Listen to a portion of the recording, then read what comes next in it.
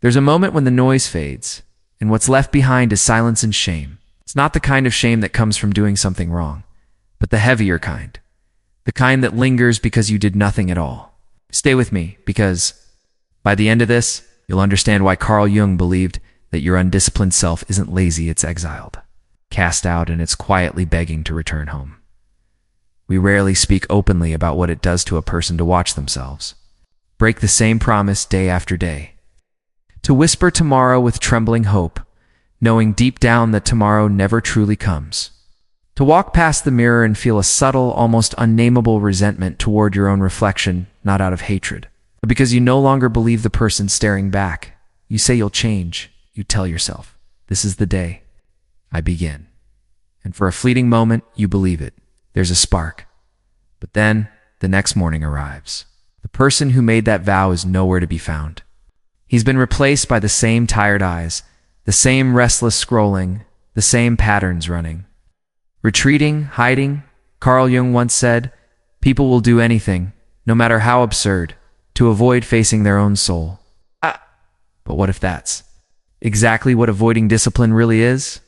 Not just laziness, not mere procrastination, but a deeper spiritual rejection of your own future self, a turning away from the version of you that you were meant to become. And that's where we begin. Because what if I told you that the version of you who feels distracted, disorganized, unfocused, that foggy, restless version, is not actually you? What if that's just who you've been rehearsing day after day without realizing it? If this is already stirring something inside you, then don't just sit with eye tact. Subscribe, because this channel exists for the forgotten parts of youth, the parts no one else talks about. You've been conditioned to believe that discipline is about effort, about grinding harder. But that's a lie. Discipline isn't effort. It's identity. It's not something you achieve, it's someone you remember. And you'll never truly become disciplined until you stop seeing yourself as someone who needs to become it. That may sound strange at first, but stay with me, because once you understand this shift in perspective, the internal war you fight each morning, the push, the pull, the collapse will finally begin to make sense. See, Jung believed that most people never become who they truly are, not because they didn't try hard enough, but because they stayed strangers to their own potential. They chased transformation like it was something outside themselves. New job, a different environment, another self-help system, the next motivational video. But the truth? You don't need more. You need less. Less escape, less noise. Less running from the one thing you feared the most, not out there but inside. Responsibility. Not responsibility to your boss, or to your parents, or to society's expectations, but a far more sacred one, the responsibility to your own. Becoming that quiet, sacred contract between who you are now and who you were always meant to be. That's where true discipline lives. Not in checklists or enforcing 5 a.m. alarms. It lives in devotion. Ask yourself, when have you felt most alive? It wasn't in the easy pleasures or while doing nothing. It was when you felt aligned, when you honored your word, when you surprised yourself not with comfort, but with commitment.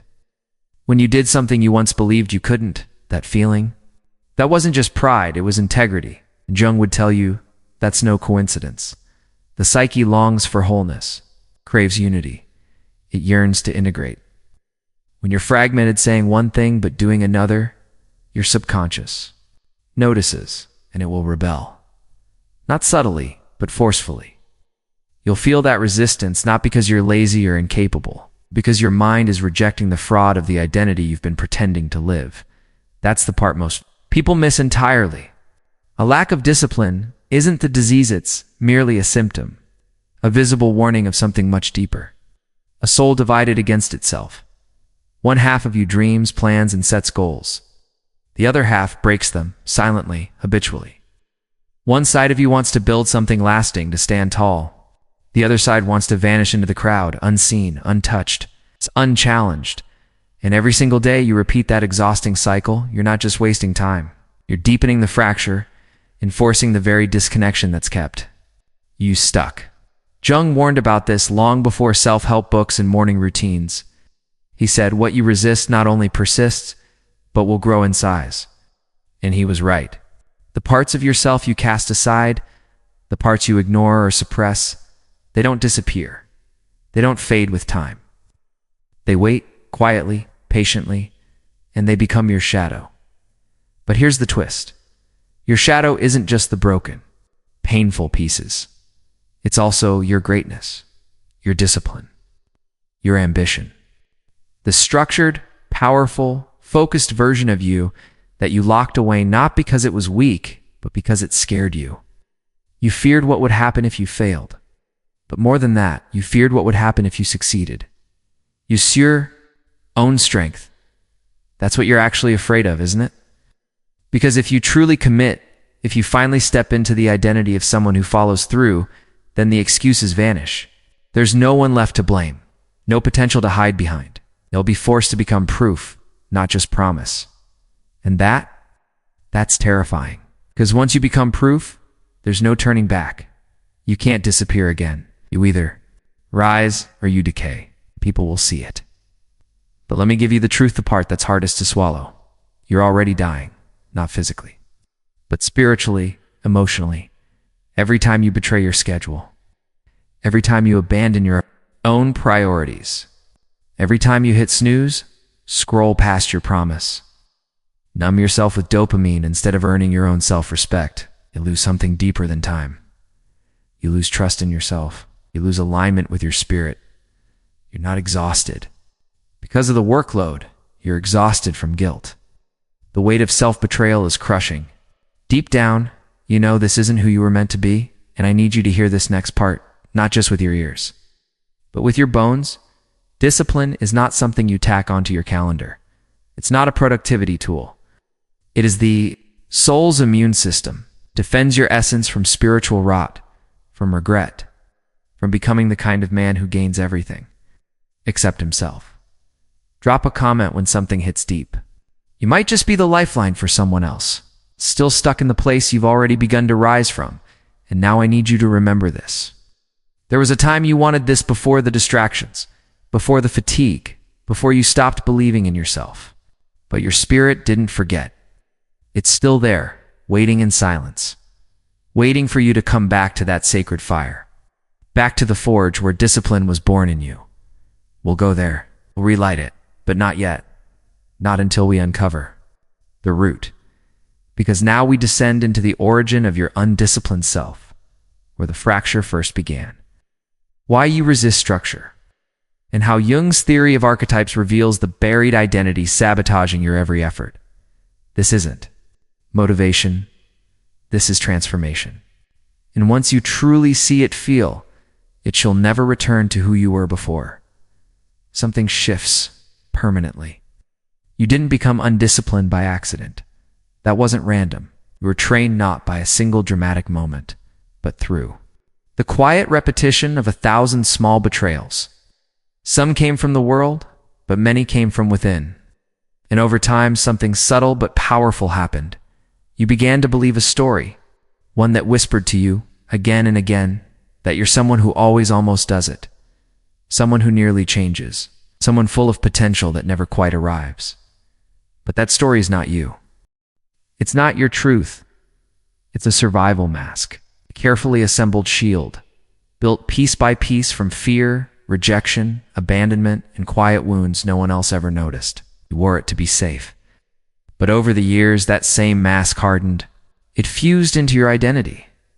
And now you don't just wear it to believe it, Carl Jung said, until you make the unconscious conscious. It will direct your life, and you will call it fate. That quote isn't just poetic, it's a diagnosis. So let's make it conscious. Let's go back not to relive the pain, but to understand it. To bring light to what's been buried in shadow. Can you remember the first time discipline was punished in you? Maybe you spoke up with passion, only to be silenced. Maybe you got excited about something that mattered to you, only to be mocked for caring. Maybe you took initiative, built something simple, followed a routine, felt proud of a small win only to have someone tear it down like it meant nothing. That's how the fracture begins. It's not from laziness, but from pain.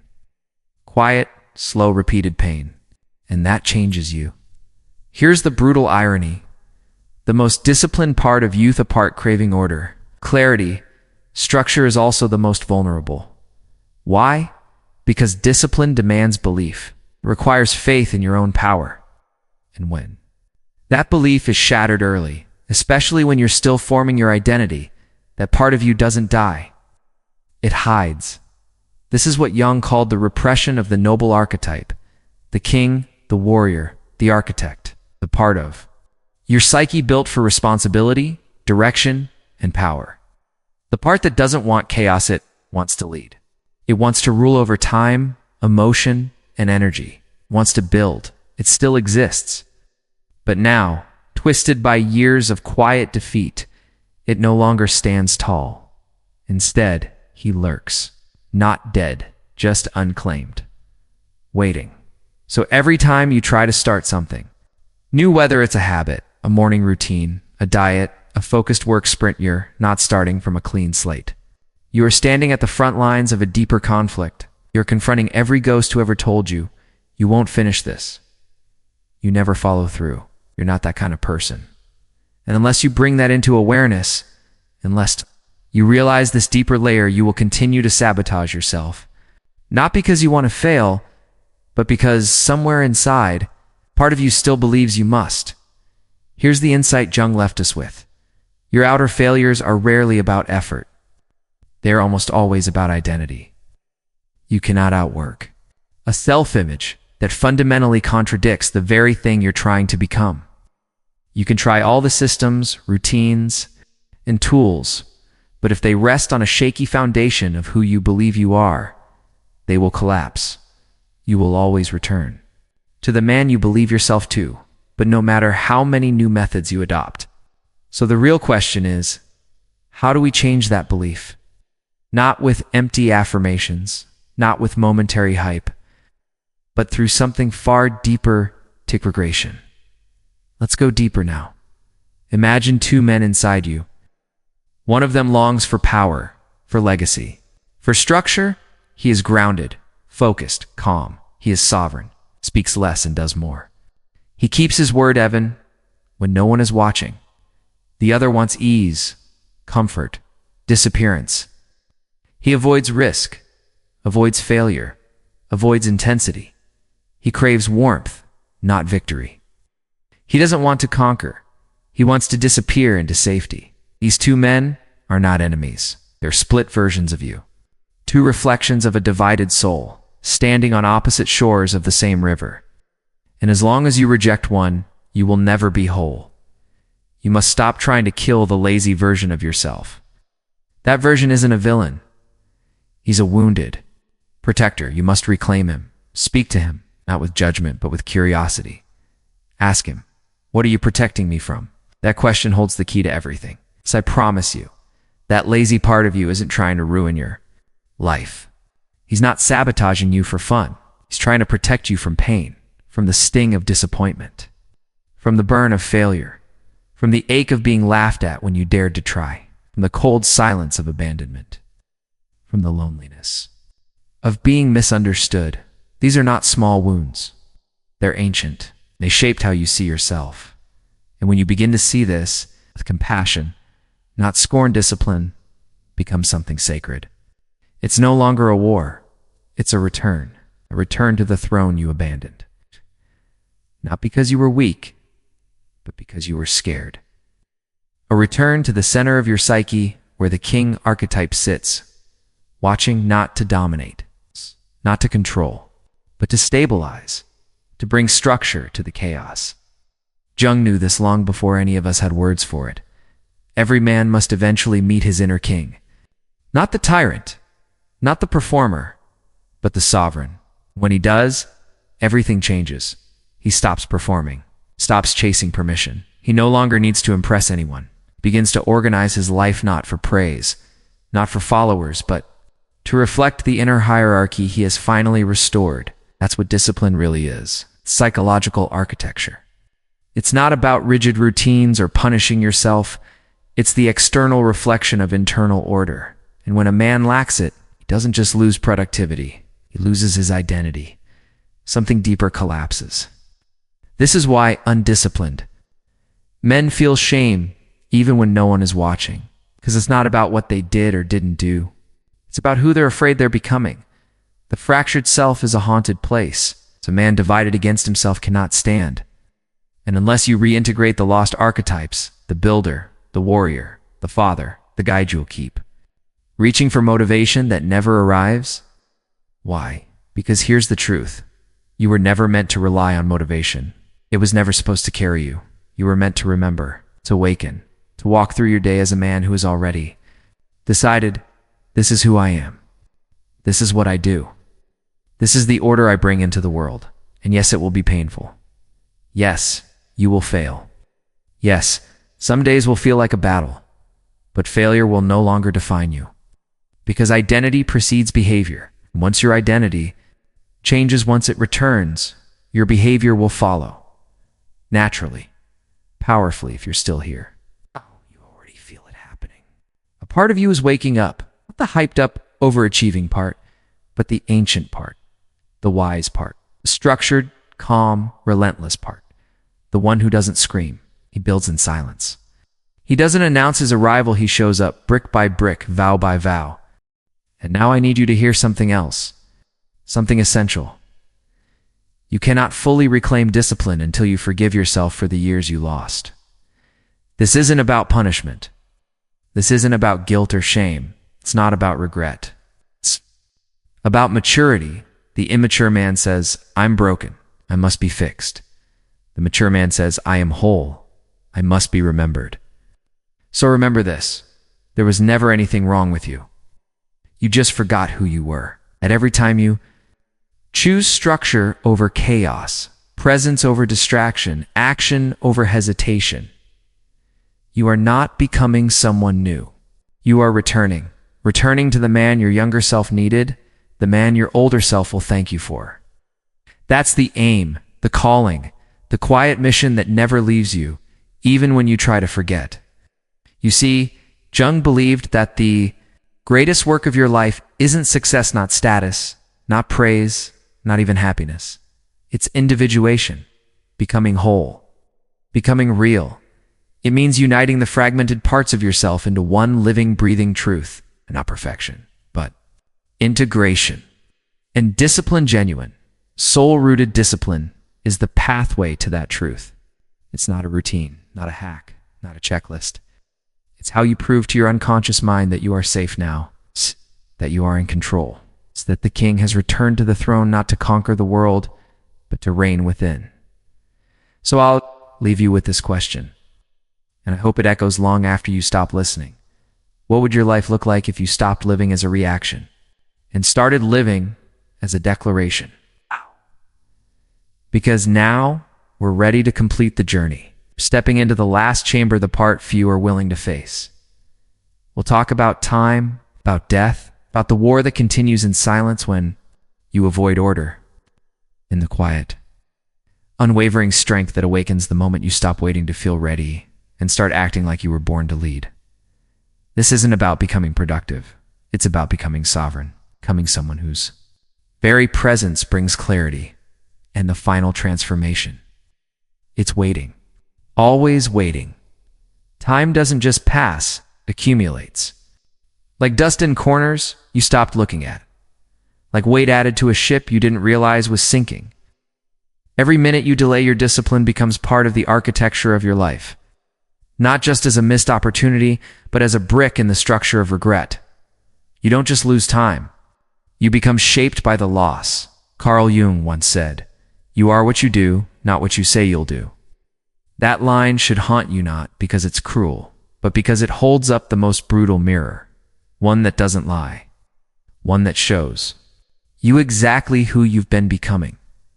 You don't need to be convinced who you are. You're already proving it every day. With your choices, with your patterns, with your silence, and most people, they don't even notice the moment they drift. It's rarely dramatic. It's not a fall, it's a quiet fading. They just wake up one day, 10 years later, and realize the man they've become isn't the man they once admired. He's a version sculpted not by purpose, but by delay, by hesitation, by stories that sounded like wisdom, but were really just fear wearing a clever mask. You were not born lazy. That's the lie you were sold. You were trained to mistrust your own power, slowly, repeatedly. You've spent years softening the edge of your ambition, sanding it down so it wouldn't threaten anyone, not your friends, not your critics, not even yourself. Because real discipline, it changes the room. It doesn't need to shout, carries weight, presence, depth, and that weight unsettles those who haven't yet risen. That's why you started hiding. That's why you let go. You wanted to stay close to people who were still sleeping, because waking up meant walking alone. But what if that loneliness was never a punishment? What if it was a test, a sacred passage, a rite of becoming? You must understand something most men will never grasp until it's too late. Every time you betray your potential just to remain comfortable, you are practicing death. Not physical death, but the slow spiritual erosion that steals your fire. The slow fading of will, of clarity, of direction. The disappearance of purpose, of power, of the part of you that once dared to dream, dared to rise, dared to build. The quiet resignation of a man who once had hunger in his eyes, but now only has excuses. You've seen him before, maybe, in the mirror? A man who once burned with vision, but now drifts through days, justifying the fade. But make no mistake, Carl Jung didn't believe we find meaning by chasing happiness. He believed meaning is born through confrontation with the dragon, with chaos, with the trembling fear of failure and the ache of pain, and not just facing it, but walking into it willingly, with open arms. That's where life begins to mean something. Discipline. Is your sword in that confrontation? It doesn't remove fear, it never could, but it gives you something far more powerful: direction. Because here's a truth we often forget: every man is disciplined. The only question is, to what? Some are disciplined in their distractions, constantly returning to the same empty loops. Others, disciplined to their addictions, or to the internal voices of doubt they inherited from broken places, voices they never stopped to question. But few, very few, are disciplined to their becoming. If you want to be one of them, one of the rare ones who doesn't just talk of transformation, but lives it, must come to terms with this. Discipline isn't a phase. It's not a short-term grind. It's a way of relating to time itself. Let me explain. Every time you choose what feels good now over what builds you long-term, you are in effect telling time, I don't respect you. And time, like any sacred force, responds. Slowly, quietly, it begins to work against you. You start to feel behind. You feel late. You feel like you're drowning in the very life you once dreamed of. Not because life betrayed you, but because you never honored what you were given. You ignored the clock. You mistook comfort for safety. But once you realign, everything shifts. Once you begin to live with reverence for time, true reverence, your days begin to change. Not instantly, not with fireworks, but at the core. You begin to feel lifted by rhythm, carried by intention, grounded by a kind of purpose. No video, no quote, no temporary high could ever provide. And that's when discipline transforms into something greater. Not a grind, not willpower, not punishment. It becomes ritual. A sacred rhythm between you and the future you've chosen to build. You stop waking up because you have to. You wake up because you get to. You get to meet your oath again. You train not to punish yourself, but to remember yourself. You eat clean not for vanity, but because your body has become the temple of your conviction. Everything you do begins to harmonize. Everything begins to echo the truth you've declared. And one day, without fanfare, the man you once only imagined becoming is no longer a distant ideal. He stands in the mirror, is your reflection. But let me be clear, this doesn't happen in a week. This doesn't unfold after one deep conversation or a powerful breakthrough. Discipline is not built through hype. It's built through grief. Yes, grief. Because in order to become the man you were meant to be, you must let the other version die. The one who constantly broke his own word. The one who hid behind someday. God. The one who fell asleep each night feeling hollow, not because he lacked effort, But because he ran again, ran from himself, you have to bury that man. Not in shame, not in guilt, but in honor. Because he tried. He did his best with what he knew. He kept you alive, protected you when you weren't ready. He carried you here. But now, his time is over. And when you finally allow yourself to grieve that version, you stop resisting him and start thanking him for all he endured, something profound happens. Release the energy you've been wasting. Trying to pretending you're okay, pretending you're strong when you're numb, pretending you've moved on when you've simply stalled. And with that, energy you build. You build mornings that begin with clarity. It's not chaos. You build routines that root you, even when you don't feel like it. You show up for yourself not because the moment is easy, but because the moment is sacred.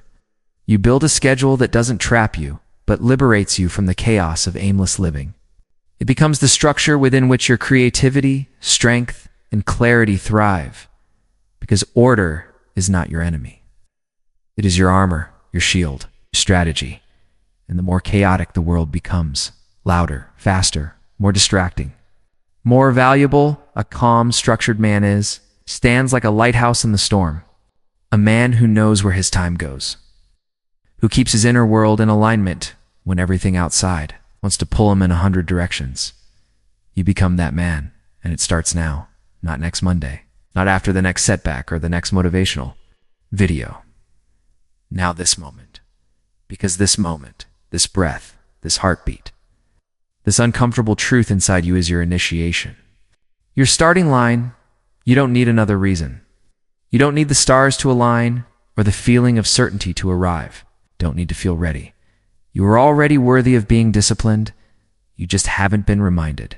Not by the world, not by others. But maybe this is the reminder your soul's been waiting for. So let this be the last reminder. Carl Jung believed that wholeness is not achieved by adding more, not by achievements, trophies, or praise, but by embracing all of who you are. Even the parts you tried to outrun, even the parts you kept in the shadows, your hesitation, your fear, your laziness, your anger, your scattered mind. You are not here to escape them.